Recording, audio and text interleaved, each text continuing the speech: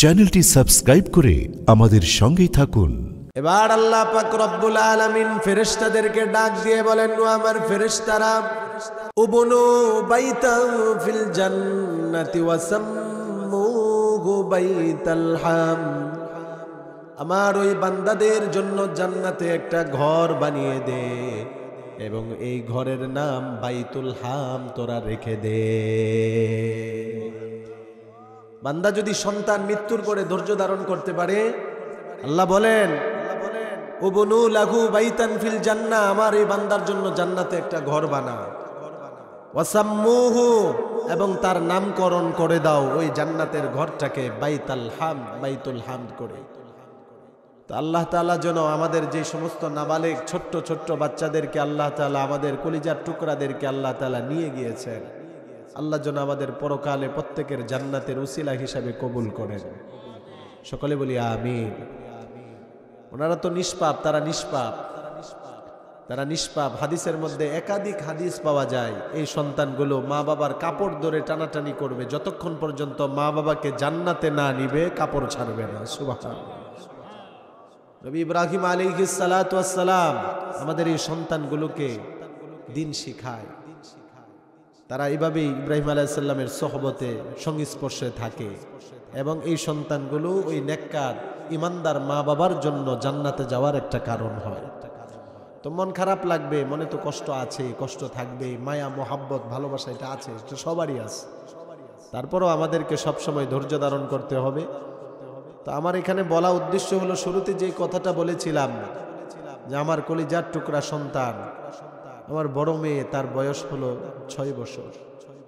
আমার বড় মেয়েটা তার ছোট বোনের ব্যাপারে বলতেছে, না দিব না, কবরে নিতে দিব না, আমার বোনকে দিব না, দিব না। সে নিজে নামকরণ করেছে তার বোনের আয়েশা। কবরে যখন রাখি, উনি আমার শ্বশুর, আমার শ্বশুর, আমার মেয়ের নানা। কবরে যখন রাখি তখন আমার মেয়েও কান্না করতেছে, ছেলেও বলতেছে, আব্বু আয়েশা কি আর আসবে না? এই যে মায়া মোহাব্বত একজনের প্রতি একজনের, এটা ঢেলে দিয়েছেন কে? আল্লাহ। তবে এই মায়া ছেড়ে, এই দুনিয়ার সব কিছু ছেড়ে একদিন আমাদেরকে চলে যেতে হবে। জোরে বলেন না ঠিক কিনা? সবাইকে যেতে হবে। আজকে আমার কন্যা সন্তান চলে গেছে, যার জন্য আমি এত প্রস্তুতি নিয়েছিলাম, এত কেনাকাটা করেছিলাম, যাকে নিয়ে আমি অনেক স্বপ্ন দেখেছিলাম, যার জন্য এখন তার সব যাবতীয় সামানাগুলো এখনো ঘরে পড়ে আছে। তো এই কন্যা সন্তান, যার ব্যাপারে আমি কখনো ফিকিরও করি নাই যে এমন একটা ঘটনা হয়ে যাবে, এটা আমার চিন্তায়ও আসে নাই, কিন্তু হয়ে গিয়েছে। তাহলে কিসের স্বপ্ন, কিসের আশা? যে কোনো সময় আমাকে, আপনাকে, আমাদেরকে এই দুনিয়ার মায়া ছেড়ে চলে যেতে হবে, ঠিক কিনা বলেন? এই কারণেই তো তিরমিজির বর্ণনা, আল্লাহর নবী বিশ্ব নবী রাহমাতুল লিল আলামিন বলেন, আকসিরু যিকরা গাদিমিল লাযযাত। ও আমার উম্মতেরা, তোমরা বেশি বেশি মৃত্যুর কথাটা স্মরণ করো, যেই মৃত্যুর কথা স্মরণ করলে দুনিয়ার সব স্বাদ আল্লাহ তোমাদের পানসে হয়ে যায়। মৃত্যুর কথা, কবরের কথা, আখিরাতের কথা, পরকালের কথা, এটা আমাদেরকে স্মরণ করতে হবে, স্মরণ রাখতে হবে। কেনই বা স্মরণ করব না? কেনই বা আমরা স্মরণ করব না? ওই কবর, যে কবরে কলিজার টুকরা সন্তানটাকে রেখে চলে আসছি, ওই কবর আমাকে, আপনাকে, আমাদের সবাইকে প্রতিদিন ডাকতেছে। আমরা যদিও কবরের কথা ভুলে গিয়েছি, কিন্তু কবর আমাদেরকে ভুলে না। রাসূলের হাদিস প্রমাণ করে, কবর প্রতিদিন আমাদেরকে ডাকে, আনা বাইতুত তুরাব, আনা বাইতুল ওয়াহদাতি, আনা বাইতুল গুরবা, আনা বাইতুদ দুদ। রাসূল বলেন, কবর প্রতিদিন আমাদেরকে ডাকে, এ দুনিয়ার মানুষ, আমি হলাম মাটির ঘর, আমি একাকিত্বের ঘর, আমি অপরিচিত ঘর, আমি হলাম পোকা মাকড় সাপ বিচ্ছুর ঘর। এভাবে কবর প্রতিদিন আমাকে, আপনাকে, আমাদেরকে ডাকতেছে। অথচ ওই কবরকে আমরা ভুলে গিয়েছি। কবরকে, মৃত্যুকে ভুলে যাওয়ার কারণে মানুষের মধ্যে নাফরমানি বেশি বেড়ে গিয়েছে। বলেন ঠিক কিনা? তিরমিজির বর্ণনা, জান্নাতের সুসংবাদ প্রাপ্ত সাহাবী ছিলেন হযরতে ওসমান গনি রাদিয়াল্লাহু তাআলা আনহু। একটা দুইটা নয়, একাধিক মজলিসে আল্লাহর নবী যেই সাহাবীকে জান্নাতের সুসংবাদ দান করেছেন, সাইয়েদিনা উসমান রাদিয়াল্লাহু তাআলা আনহুর জীবনীর ব্যাপারে তিরমিজির বর্ণনা এসেছে, কানা উসমান ইদা ওয়াকাফা আলা কবরিন, সাইয়েদিনা উসমান যখন কোনো কবরের সামনে দিয়ে যেতেন তখন কবরের সামনে তিনি দাঁড়িয়ে পড়তেন, বাকা হাত্তা ইয়াবুল্লা লিহিয়াতাহু, তিনি কবরের সামনে দাঁড়িয়ে এত জোরে জোরে চিৎকার করতেন, কান্না করতেন, তার চোখের পানিতে দাড়িগুলো ভিজে ভিজে জমিনে টপ টপ করে চোখের পানি পড়তো। জান্নাতের সুসংবাদ প্রাপ্ত সাহাবী কবর দেখে কান্না থামাতে পারে না, কান্না করে চোখ থেকে পানি জড়ে, দাড়ি ভিজে ভিজে জমিনে পানি পড়ে। ওনাকে বলা হলো, ফাকিল লাহু তুযকারুল জান্নাতু ওয়ান নারু ফালা তাবকি ওয়া তাবকি মিন হাযা।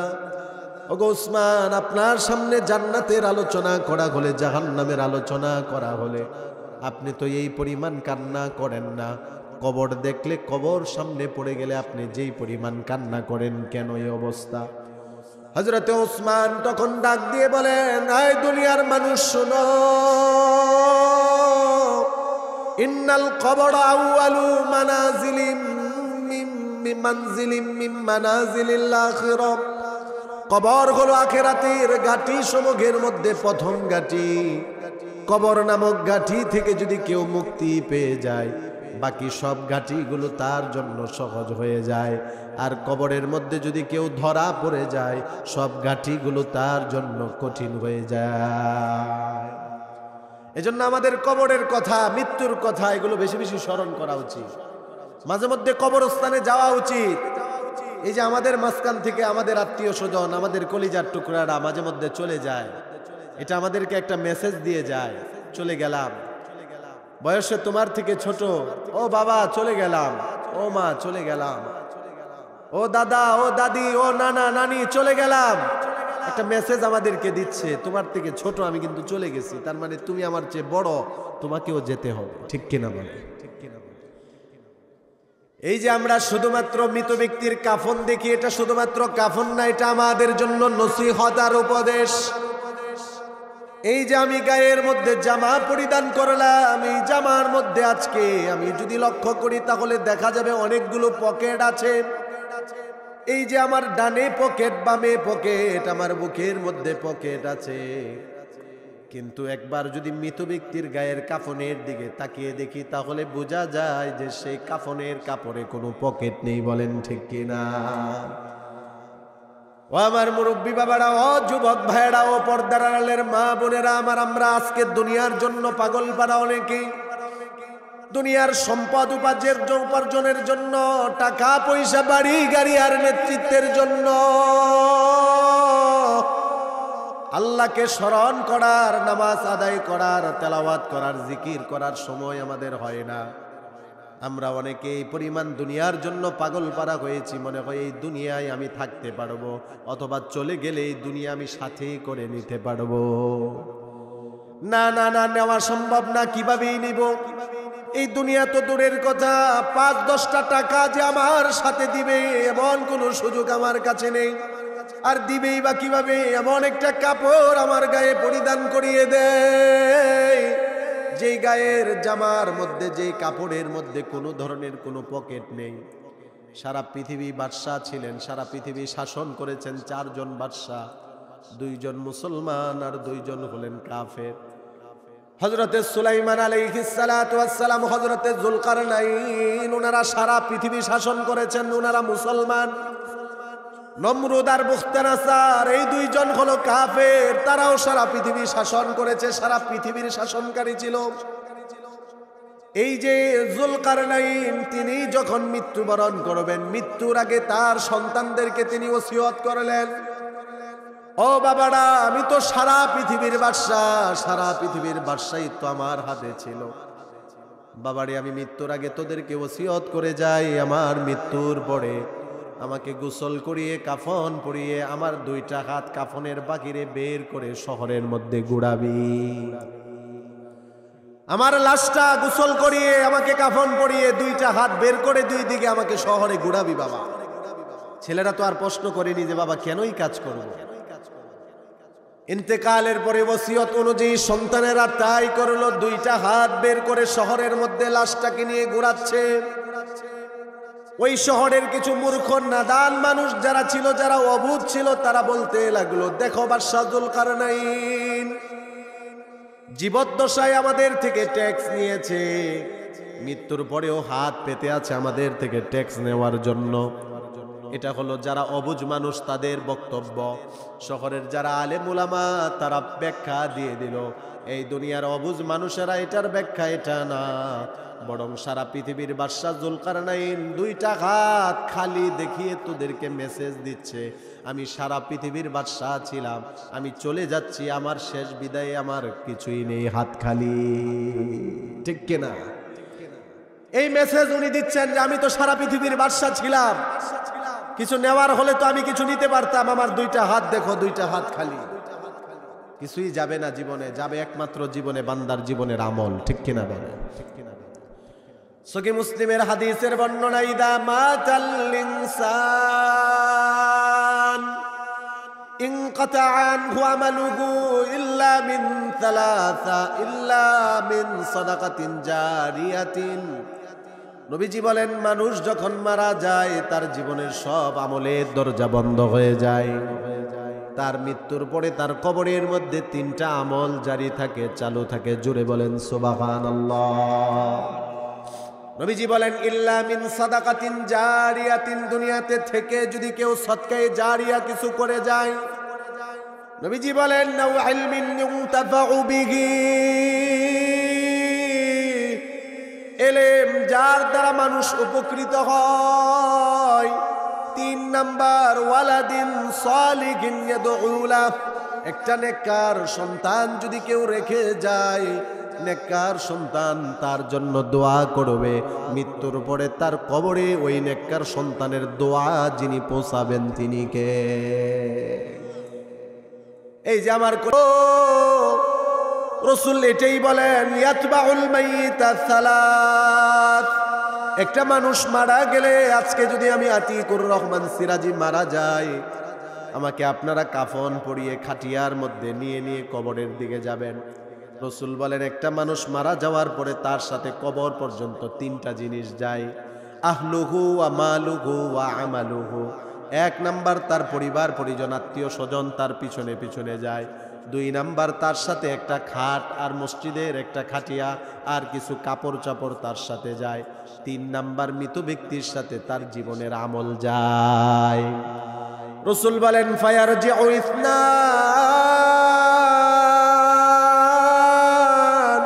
কবরে রাখার পরে 2টা জিনিস ফিরে আসে। এই যে আমরা ফিরে এসেছি, সন্তানটাকে কবরে রেখে বাবা ফিরে এসেছেন, নানা ফিরে এসেছে। কবরে রাখার পরে খাটিয়ানা ফিরে আসে, কবরে রাখার পরে ওই ব্যক্তির সাথে তার জীবনের নেক আমল সেটাই একমাত্র কবরে থাকে।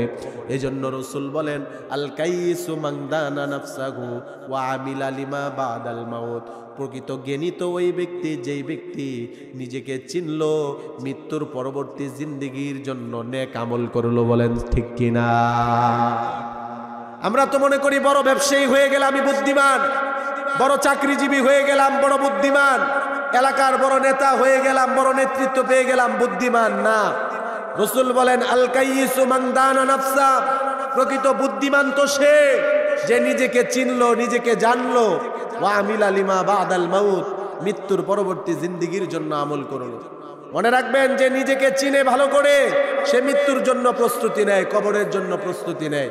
আর এই প্রস্তুতি যখন কবরের থাকবে, মৃত্যুর থাকবে, তখন জীবনে নেক আমলের সংখ্যা বেশি হবে, গুনাহ তখন কমে যাবে। ঠিক কিনা বলে? কবরের কথা, মৃত্যুর কথা যখন আমার স্মরণ বেশি হবে, তখন আমার নেক আমলের সংখ্যা বাড়বে। আর যখন আমার কবরের কথা স্মরণ না হবে, মৃত্যুর কথা স্মরণ না হবে, তখন আমার বদ আমলের সংখ্যা বাড়বে। আর আমি যদি কবরের কথা স্মরণ করে নেক আমল বাড়াতে পারি, তখন আমার পুরস্কারটা কি হবে? আবু দাউদ শরীফের বর্ণনায় কিছুটা আসছে। হাদিসের সংখ্যা হলো 3755 নম্বর হাদিস। মুসনাদে আহমদের বর্ণনায় পুরাপুরি আসছে। রাসূল বলেন যে একজন নেককার বান্দা জীবনকে সাজালে, ভালো কাজ করে, তার মৃত্যুটা কেমন হবে, আর একটা বদকার বান্দা যে তার জীবনে যদি বদি থাকে তাহলে তার মৃত্যুটা কেমন হবে। রাসূলের জালিলুল কদর সাহাবী হযরতে নবীজির সাহাবী, তিনি বলেন আমরা খরজনা মা রাসূলিল্লাহি সাল্লাল্লাহু আলাইহি ওয়াসাল্লাম ফি জানাজাতি রাজুলিন মিনাল আনসার। রাসূলের সাহাবী তিনি বলেন আমরা রাসূলের সাথে বের হলাম, আমাদের একজন আনসারী ভাই মারা গিয়েছে, তার জানাজায় উপস্থিত হওয়ার জন্য। আমাদের একজন আনসারী ভাই মারা গিয়েছে, তার জানাজায় উপস্থিত হওয়ার জন্য রাসূল বের হয়েছেন, আমরাও বের হলাম। আমরাও বারা ইবনে আযিব রাদিয়াল্লাহু তাআলা আনহু তিনি বলেন আমরাও রাসূলের সাথে বের হলাম। ওই সাহাবীর লাশটা তার বাড়িতে আছে, এখনো তার কবরে রাখা হয় নাই, তার কবর খনন করা হচ্ছে। মনে করেন বাড়ি হলো, ওই বাড়ি হলো মৃত ব্যক্তির বাড়ি, আর তার কবর খনন করা হচ্ছে এখানে। রাসূল যখন এই কবর খননের পাশ দিয়ে যাচ্ছেন, সাহাবী বলেন এখনো কবরে রাখা হয় নাই। এই কবরের পাশে রাসূল বসে বললেন, সাহাবায়ে কেরাম বললেন যখন দেখলাম রাসূল কবরের সামনে বসে পড়েছে, ফাজালাসনা মা'আন নবী সাল্লাল্লাহু আলাইহি ওয়াসাল্লাম, রাসূলের পাশে আমরাও বসে পড়লাম। আমরা তাকিয়ে দেখলাম নবীজি কোনো কথা বলেন না, নবীজি মাথাটা নিচের দিকে করে রেখেছেন, হাতের মধ্যে ওয়াফি ইয়াদিহি উদুন ইয়ানকুতু বিহি ফিল আরদ। রাসূলের হাতের মধ্যে একটা কাঠি ছিল, কাঠি একটা লাকড়ি, একটা কাঠি, ইয়ানকুতু ফিল আরদি, জমিনের মধ্যে এই কাঠি দিয়ে দাগাদাগি করতেছিলেন। চিন্তিত ব্যক্তিরা তাদের হাতের মধ্যে কিছু থাকলে যেমন জমিনে আমরা দাগাদাগি করি, রাসূলের হাতেও একটা কাঠি ছিল, ওই কাঠি দিয়ে রাসূল জমিনের মধ্যে দাগাদাগি করতেছেন। সাহাবায়ে কেরাম বলেন আমরা এত মনোযোগের সাথে বসা ছিলাম, কান্না আলা রুসিনা আত-তায়র, আমাদের মাথার উপরে আসমানের পাখি, উড়ন্ত পাখি এসে বসে পড়তো। সাহাবায়ে কেরাম রাসূলের মজলিসে এমন মনোযোগ সহকারে বসতেন, পাখি তাদেরকে গাছের ডাল মনে করে তাদের মাথায় বসে পড়তো। রাসূল কিছুই বলেন না, শুধুমাত্র জমিনের মধ্যে দাগাদাগি করতেছেন। অনেকক্ষণ পরে আল্লাহর নবী মাথা উঠালেন, জমিন থেকে এবার আসমানের দিকে মাথা উত্তোলন করে সাহাবায়ে কেরামকে বললেন, ইস্তাঈদু বিল্লাহি মিন আযাবিল কবরি মাররাতাইনি আও সালাস। নবীজি বলেন ও আমার সাহাবীরা, ও আমার উম্মতেরা, তোমরা আল্লাহর কাছে কবর থেকে, কবরের আযাব থেকে পানা চাও, পানা চাও। হযরতে বারা ইবনে আযিব তিনি বলেন রাসূল এই কথাটা 2 বার অথবা 3 বার বলেছেন, ও আমার সাহাবীরা তোমরা কবরের আযাব থেকে পানা চাও, ও আমার সাহাবীরা, ও আমার উম্মতেরা তোমরা কবরের আযাব থেকে পানা চাও। রাসূল 2 বার 3 বার এই কথাটা বলার কারণ হলো কবরের অবস্থা সম্পর্কে রাসূল ভালো করেই জানতেন, যেটা আমরা জানি না। রাসূল বলেন ফাইনাল আবদাল মুমিনা ইদা কানা ফি ইনকিতাইম মিনাদ দুনিয়া ওয়া ইকবালিম মিনাল আখিরাহ। আমার উম্মতেরা, একটা নেককার বান্দা যখন দুনিয়াতে তার হায়াত ফুরিয়ে যায়, দুনিয়ার হায়াত শেষ হয়ে যখন আখিরাতের দিকে তার যাত্রা শুরু হয়, নাজালাত ইলাইহি মালাইকাতুম মিনাস সামা, নেককার বান্দাটাকে নেওয়ার জন্য আল্লাহর আসমান থেকে হাজার হাজার ফেরেশতারা জমিনে চলে আসে। বলেন সুবহানাল্লাহ। কবরের কথা স্মরণ করে, মৃত্যুর কথা স্মরণ করে, পরকালের কথা স্মরণ করে যদি আমরা জীবনটাকে নেক আমলের দ্বারা সাজাতে পারি,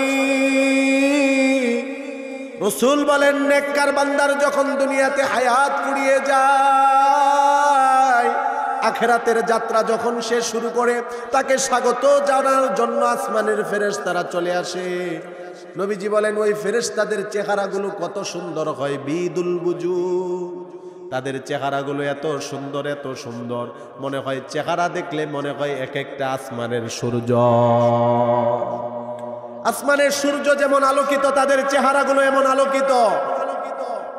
রাসূল বলেন এই রহমতের ফেরেশতারা শুধু জান্নাত থেকে একা আসে না, ইমানদার বান্দাটাকে স্বাগত জানানোর জন্য, তার রূহটাকে নেওয়ার জন্য মাআহুম কাফনুম মিন আকফানিল জান্নাহ, জান্নাতের কাফন তারা সাথে করে নিয়ে আসে। বলেন সুবহানাল্লাহ।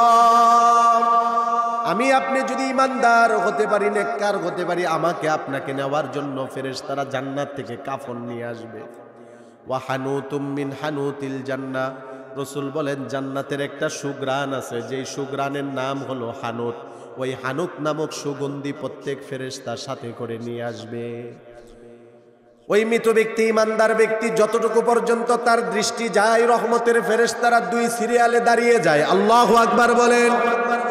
যতটুকু পর্যন্ত দৃষ্টি যায়, রহমতের ফেরেশতারা এভাবে দাঁড়িয়ে যায়। মালাকুল মাউত আজরাইল সর্বশেষ তার কাছে আসে, তার মাথার কাছে এসে বসে পড়ে আর সুন্দর করে সম্বোধন করে ডাকতে থাকে, ইয়া আইয়াতুহান নাফসুত তাইয়্যিবা। মালাকুল মাউত বলতে থাকে, ও পবিত্র আত্মা, ও পবিত্র আত্মা, উখরুজি ইলা মাগফিরাতিম মিনাল্লাহি ওয়া রিদওয়ান। আল্লাহ তোমার প্রতি বড় খুশি আছে, বড় সন্তুষ্ট আছে, আল্লাহর খুশির দিকে, সন্তুষ্টির দিকে বের হয়ে আসো। বলেন সুবহানাল্লাহ। আমি আপনি যদি নেককার হতে পারি, জীবনটাকে যদি আমল দ্বারা সাজাতে পারি, মালাকুল মাউত বলে উখরুজি ইলা মাগফিরাতিম মিনাল্লাহি ওয়া রিদওয়ান, বের হয়ে আসো আল্লাহর সন্তুষ্টির দিকে। আল্লাহ তোমার প্রতি সন্তুষ্ট আছে, তোমাকে আল্লাহ ক্ষমা করে দিয়েছে। মালাকুল মাউত এভাবে যখন ওই মৃত ব্যক্তিকে, ওই ইমানদার ব্যক্তিকে বলতে থাকে, হাদিসের মধ্যে আসছে, ফাতাখরুজু তাসিলু কামা তাসিলুল কতরাতু মিন ফামিস সিকা। একটা পাত্র থেকে আরেকটা পাত্রে পানি ডাললে যেমন এই পাত্রের পানি ওই পাত্রে চলে যায়, মালাকুল মাউত যখন এভাবে বলে, তখন মৃত ব্যক্তির রূহটা এত হালকা ভাবে মালাকুল মাউতের হাতে চলে আসে। ওই যে জান্নাতের কাফন ছিল, জান্নাতের সুঘ্রাণ ছিল, এই কাফন আর সুঘ্রাণ মালাকুল মাউত ওই মৃত ব্যক্তির দেহটার মধ্যে, রূহটার মধ্যে পেঁচিয়ে নেয়। তার আত্মা থেকে, তার রূহ থেকে একটা সুঘ্রাণ বের হতে থাকে। অন্য ফেরেশতারা বলে, ও মালাকুল মাউত আজরাইল, দেন দেন, আল্লাহর প্রিয় বান্দাকে আমাদের হাতেও দেন। প্রত্যেকে নেওয়ার জন্য কামনা করে, তামান্না করে। এই মালাকুল মাউত তখন এই ব্যক্তির রূহটাকে সব ফেরেশতারা স্বাগতম জানিয়ে প্রথম আসমানে নিয়ে যাওয়া হয়। আসমানের দরজা খোলা হয়, রূহ থেকে সুঘ্রাণ বের হয়, আর আসমানের ফেরেশতারা বলে, এই বান্দাটা কোন আল্লাহর প্রিয় বান্দা যে তার রূহ থেকে এত সুঘ্রাণ বের হচ্ছে। অন্য ফেরেশতারা বলে, দুনিয়ার ওই বান্দা আব্দুল্লাহ, আব্দুল করিম, আব্দুর রহিম, যে আল্লাহর সন্তুষ্টির জন্য বেশি বেশি নেক আমল করেছে। এই বান্দা হলো সেই বান্দা। ফেরেশতারা পরস্পরকে পরিচয় করিয়ে দেয়। দ্বিতীয় আসমান, তৃতীয় আসমান, চতুর্থ আসমান, প্রত্যেক ফেরেশতারা স্বাগতম জানিয়ে নিয়ে যায়। সপ্তম আসমানে নিয়ে যাওয়ার পরে আল্লাহর পক্ষ থেকে বলা হয়, উকতুবু কিতাব আবদি ফি আল্লিন। ও ফেরেশতারা, আমার বান্দার জীবনের আমলনামা জান্নাতে তোমরা লিপিবদ্ধ করে দাও। আর তার রূহটা দুনিয়াতে তাকে কবরে রাখা হবে, ওই কবরে আবার ফিরিয়ে দাও। এবার ফেরেশতারা বলবে, আল্লাহ,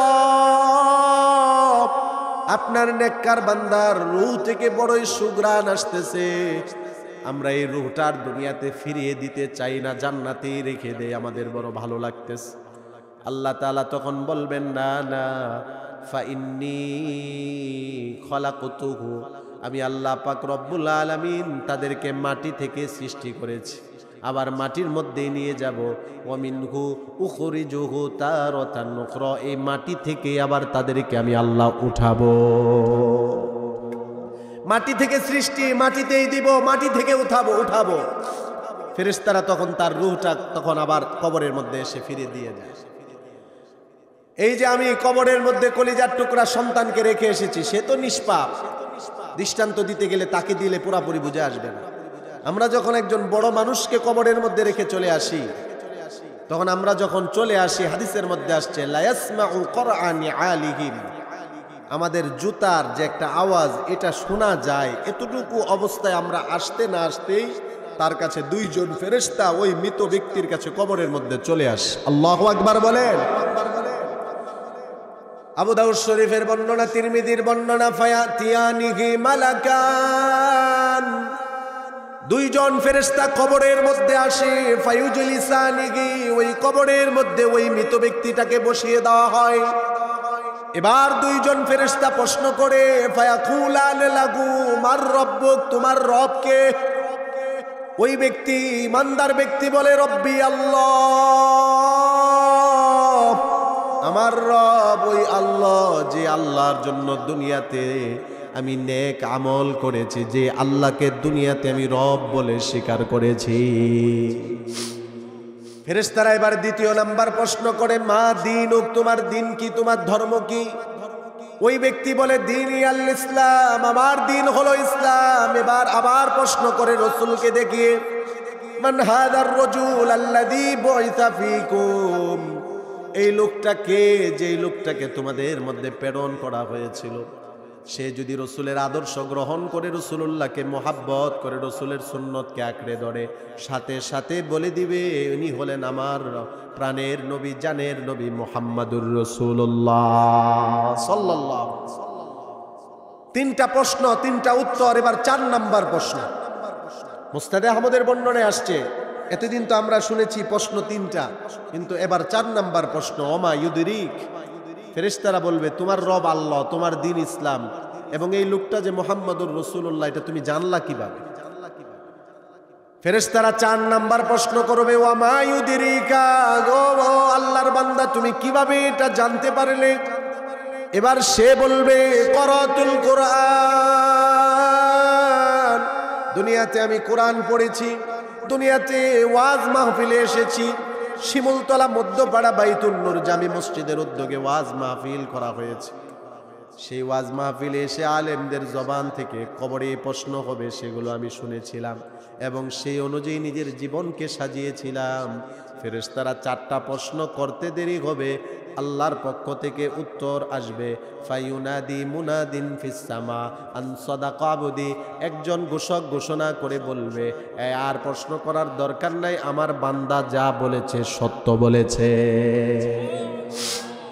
সত্যায়ন করা হবে আল্লাহর পক্ষ থেকে, আর প্রশ্নের দরকার নাই, আমার বান্দা যা বলেছে সত্য বলেছে। এবার প্রশ্ন তো প্রথমে 3টা করেছো, পুরস্কার 3টা দাও।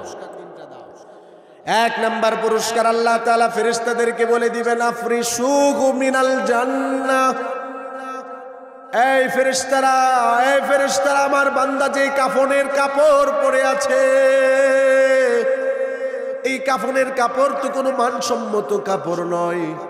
এখানে আমরা যারা আছি এমন কেউ নেই যে আমাদের গায়ের কাপড়টা কাফনের কাপড়ের মতো।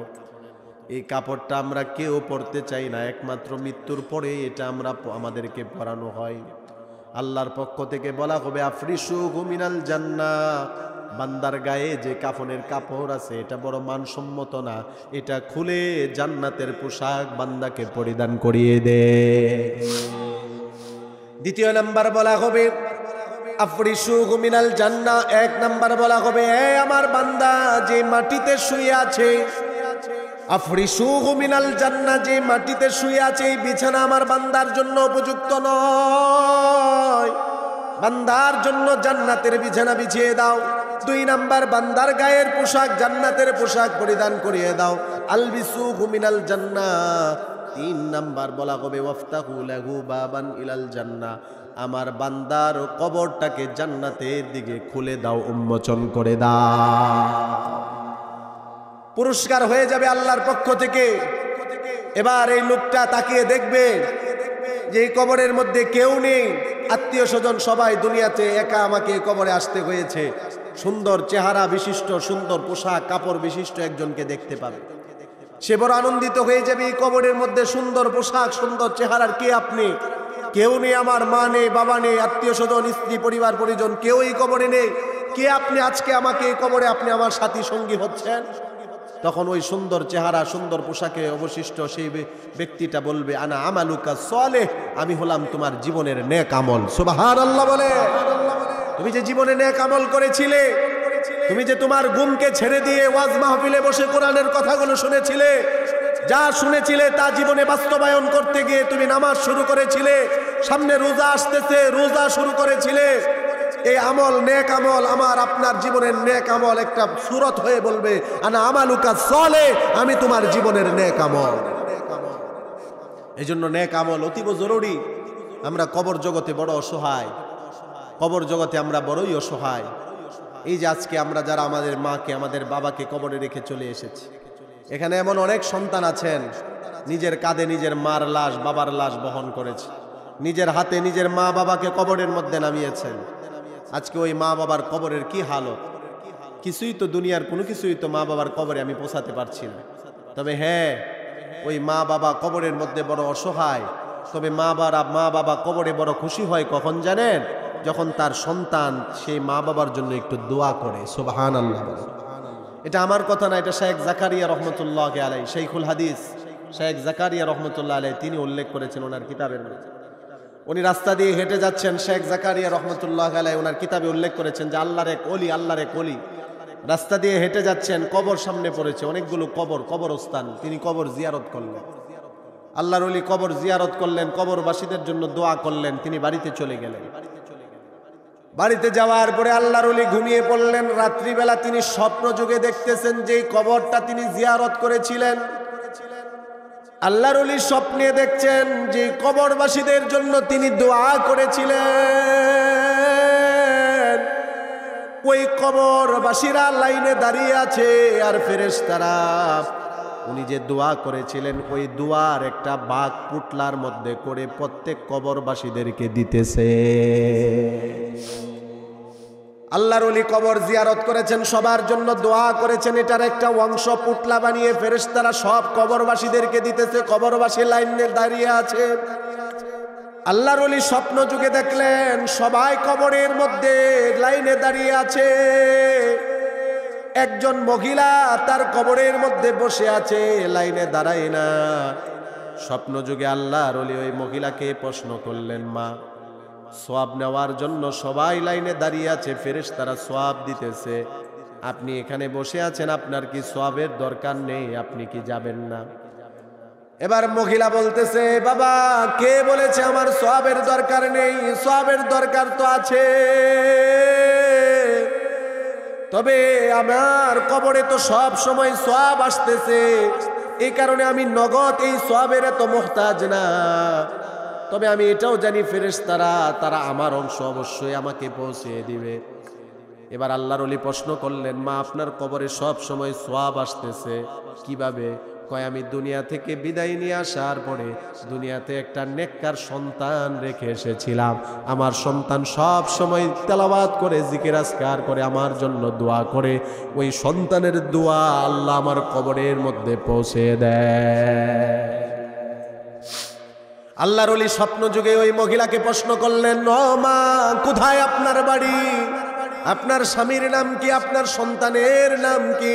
স্বপ্ন যুগে মহিলা সব বলে দিল। আল্লাহর ওলি ঘুম ভাঙার পরে তিনি ওই বাজারে চলে গেলেন। যাওয়ার পরে মহিলার তথ্য অনুযায়ী, স্বপ্ন যুগে যে তথ্য পেয়েছিলেন তথ্য অনুযায়ী একটা দোকানে গেলেন। যাওয়ার পরে দেখলেন মাথার মধ্যে টুপি আছে, গায়ের মধ্যে সুন্নতি লেবাস আছে, দাড়ি আছে, চোখের মধ্যে সুরমা লাগিয়ে চেহারা নূরে নূরান্বিত আল্লাহর এক বান্দা দোকানের কেশের মধ্যে বসে বসে কোরআন তেলাওয়াত করে। আল্লাহর ওলি গিয়ে প্রশ্ন করলো, এ বাবা, তোমার নাম কি আব্দুর রহমান? বলে হ্যাঁ। তোমার বাবার নাম কি আব্দুল্লাহ? বলে হ্যাঁ। তোমার মা কি অমুক গুরুস্থানের মধ্যে আছে? বলে হ্যাঁ। আপনি জানেন কিভাবে?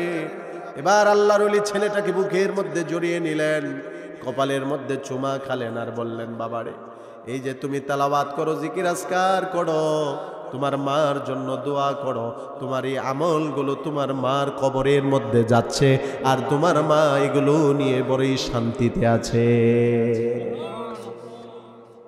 শেখ জাকারিয়া রহমতুল্লাহ আলাইহি এই কিতাবের মধ্যে এই আল্লাহর ওলির ঘটনাই বর্ণনা করেন। কিছুদিন পরের ঘটনা, আল্লাহর ওলি আবার এই কবরস্থানের পাশ দিয়ে যাচ্ছিলেন, আবার কবর জিয়ারত করলেন। কিছুদিন পরের ঘটনা, আবার তিনি রাত্রিবেলা বাড়িতে গিয়ে ঘুমিয়ে পড়লেন। একই স্বপ্ন তিনি দেখতেছেন, ফেরেশতারা সওয়াব দিতেছে, কবরবাসীদেরকে কবরবাসীরা নিচ্ছে। তবে আশ্চর্যের বিষয় হলো, আগের স্বপ্নে দেখেছিলেন মহিলা কবরের মধ্যে বসা, মহিলা লাইনে দাঁড়ায় না, তবে এই স্বপ্নের মধ্যে মহিলা লাইনে দাঁড়িয়ে আছে। আল্লাহর ওলি বড় আশ্চর্য হয়ে প্রশ্ন করলেন, ও মা, আপনার ছেলে না সব সময় আপনার কবরে সওয়াব পৌঁছায়, আপনি কেন আজকে লাইনে দাঁড়িয়ে আছেন? আপনি তো লাইনে দাঁড়ান না। মহিলা এবার চোখের পানি ছেড়ে দিয়ে বলে, বাবা, আমার যে সন্তানটাকে আমি দুনিয়াতে রেখে এসেছিলাম, ওই সন্তানটাও আজকে 3 দিন আগে কবরের বাসিন্দা হয়েছে। সে যেমন আজকে কবরের ভিখারি, সে তো কবরের বাসিন্দা হওয়ার কারণে আমি মাও আজকে কবরের ভিখারি হয়ে গিয়েছি।